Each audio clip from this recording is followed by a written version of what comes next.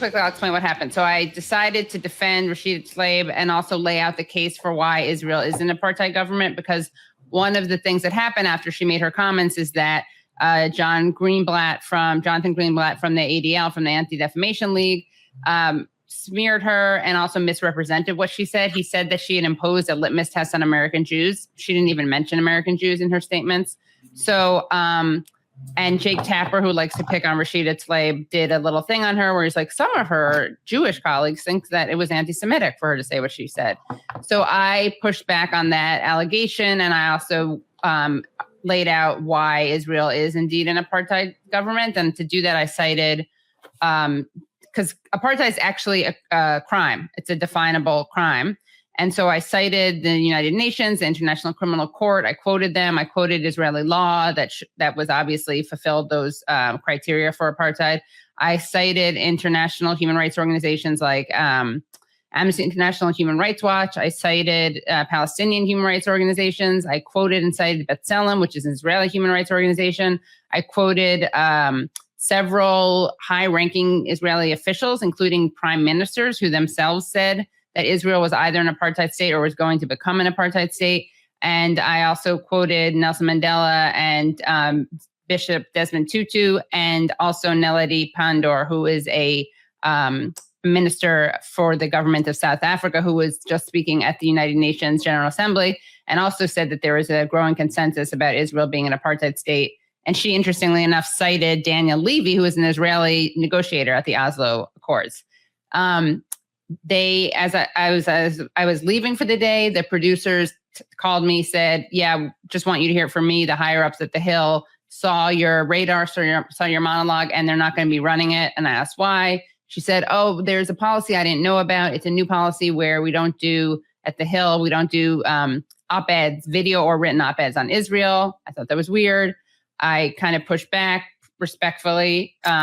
Was like, well, why don't you run it? And then you can have someone with an opposing view respond to it, or have me on with someone else who disagrees.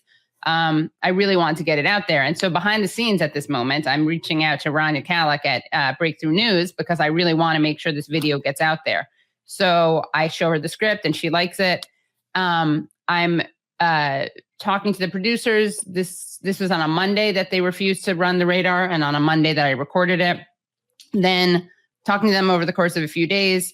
Wednesday, I get a call from the editor-in-chief of The Hill, who tells me that they're not going to run it. I ask him why. He says, "We got lots of pitches all the time that we pass on," which is just not how it works there. Like, I know this from my friends who work at The Hill, and Ryan Grimm, who wrote about this at The Intercept, who used to be a host at The Hill. As he mentioned, he estimates he did probably 150 of these radars, of these monologues, and nobody ever pushed back at all. Nobody even edited it or looked at it. He said, they just load them into the teleprompter, typos and all. So I didn't find that a convincing reason. Then he said it wasn't in our sweet spot of coverage because it was international, not domestic. Again, first of all, there's the Rashida Tlaib aspect, which makes it domestic, but also as someone who's both guested and hosted at the show at Rising, I know how frequently international stories come up. So then what they had told me, the producer had told me that this policy about which she hadn't known, and I believe her, I think she didn't know about this policy, that you couldn't do Israel op-eds, but that you could do segments on it. So to clarify, a segment, when I would go on every week over the course of 3 years, that was a segment. I would go on as a guest and I would talk about a story. So my understanding was that you could talk about Israel, according to this new policy, as during a story, if not a straight to a camera monologue. So I said, "So can I talk about it on my segment tomorrow?" And they said, "Check your email." And that's when I got an email from someone at The Hill saying, "We won't be needing you to come in to do your segment tomorrow. Please send any unpaid invoices. Best of luck." Luckily, speaking of luck, I did the video with Breakthrough News. So you can find the monologue, the video, at youtube.com/The Katie Halper Show and youtube.com/Breakthrough News. We played it. We played it all here too. So I forget which show ago. We played the whole thing here. Wednesday. Yeah, last week. So that's basically the story. Brianna Joy Gray, who's at The Hill, she has decided to stay at The Hill, which I totally respect. I think it's important to use those megaphones and those, whatever the visual equivalent of that is, video cameras to get out a leftist perspective. I really appreciated that she condemned their decision. She basically said she didn't buy what they told her behind the scenes, that she said on the Hill is that I was a stylistic choice for which they didn't run the radar. I don't think anyone believed that, just because, especially when they actually saw it, there was really nothing in it that you could, I'm not beyond, I'm not perfect at all, but in this particular monologue, I just don't think that there was anything you could point to that was remotely problematic stylistically. I mean, it was obviously an ideological decision. And I had also, another thing I want to clarify is a lot of people are like, oh, you obviously would get fired. You were just trying to make a point. Not at all. I had, as a guest, talked about Israel on several occasions. I said Israel lied about killing Shireen Abu Akleh. I covered Israel shuttering these human rights organizations in the middle of the night. I talked about Israel bombing a cemetery where children were visiting their grandfather's grave. So there was really no indication for me that they would not allow this kind of monologue. So that's it. It's unbelievable, although yet very believable. Yeah. And this is the main thrust of this, is just how the media covers it and what the different sort of perspectives are, because I feel like it's very skewed here, and what we're getting is obviously not accurate. And I know, Rania, that's something that's what you do, because that's what you do, but that's not the news that most people are getting. That's the problem. And then the other side of it is the First Amendment issue about what's going on with the BDS. And the amount of states that are not even, the 26 states, I think, have anti-BDS legislation on the books, where you can actually not contract with somebody. And this, I believe in Texas in January, the lawsuit was actually finished, but this censorship issue that we're having regarding what is real and what is not. And I think that's the key point that we need to talk about. Rania, what are your thoughts? I mean, I know that you see it left and right. Of course. I mean, what really stands out to me about this is the fact that it's 2022 and this is still happening. I mean, it's like, I feel like we've been having this conversation for so many years, certainly as long as I've been in journalism and media, and even much, much longer.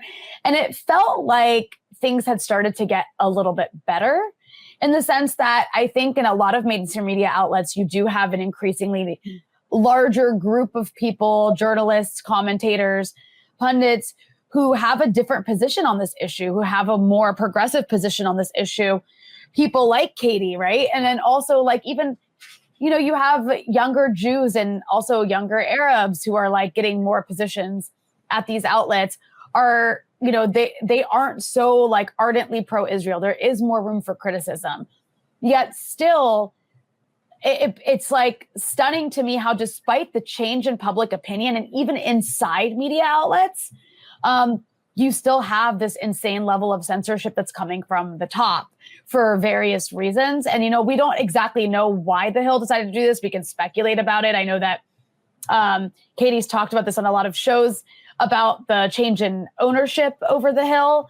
And that might be a part of it. The fact that there's this like Israel lobbyist who's working in an editorial position over there, that might be a part of this. I mean, what's really disturbing and outrageous about the Hill doing this of all places is that they really have tried to brand themselves as this place that opposes cancel culture and opposes censorship and likes to like air all viewpoints, no matter how extreme.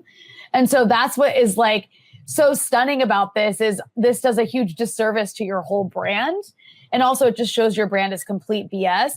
But beyond that, it shows that like, no matter how much public opinion changes, at the end of the day, there's still an element of like, this is that sort of third rail issue. No matter what happens, you can talk, there's space at outlets to like very little space, but in the narrow parameters that exist in corporate media, there's space to talk about diplomacy in Ukraine. There's some space to talk about, I don't know. There's space to like a little bit of space to criticize NATO. Like all of these taboo issues don't necessarily get you fired. Like I just can't think of people who are getting fired the way that Katie was fired from The Hill, the way that Mark Lamont Hill was fired from CNN, the way that there was this actually reporter for the New York Times in Gaza who was recently let go.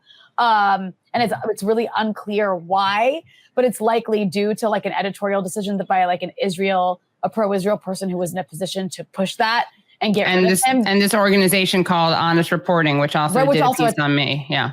Right, which also attacked Katie. Yeah. So yeah, I mean, I think it shows that in some ways, like the change in public opinion definitely is not enough on this issue when it comes to the way that media covers it. It's like some things just never change. And I'm not sure what the answer is or how to change them. I guess the best way to go about it is, at the end of the day, this is why independent media is so important. Like, this is why it's so important to have things like Breakthrough News and things like your outlet and outlets that aren't, corporately funded and don't have to answer to people with like trashy centrist or right-wing politics.